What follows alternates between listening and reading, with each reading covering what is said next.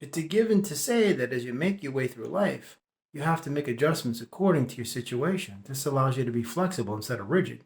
The universe has to realize this by being realistic. It can't accept anything other than the fact that human beings are not perfect.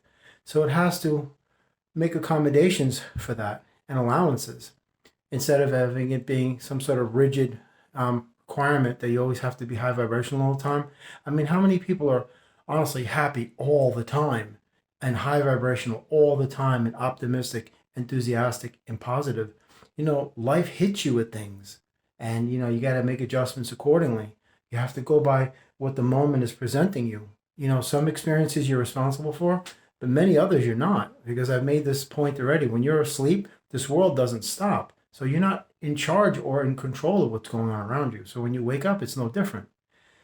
You have to accept that you're in like a gigantic hologram and it's a myriad of blending energies, not just yours. So you're immersing yourself in that vast, infinite series of experiences that are generated by a multitude of sources, not just you. So sometimes you cross paths with an experience or a wave of energy that finds you at the wrong place at the wrong time. It's not your fault.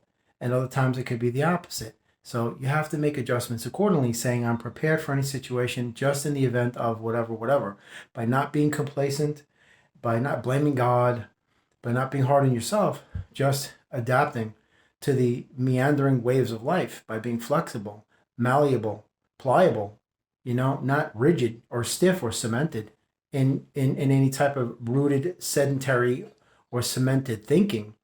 You don't want to become like sedentary and stagnant because then there's no motion there.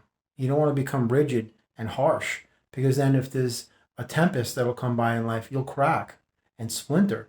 So you just want to be flexible and bend with the storm of life, the many storms. But you have to play it as you see it. Sometimes you have all these plans and they just don't pan out, so you got to go to plan B. That's why I say contingencies or consistency is the key. Be consistently you. Forget about being consistently high vibrational. I mean, that always helps. That is the optimal way to go. There's no argument there.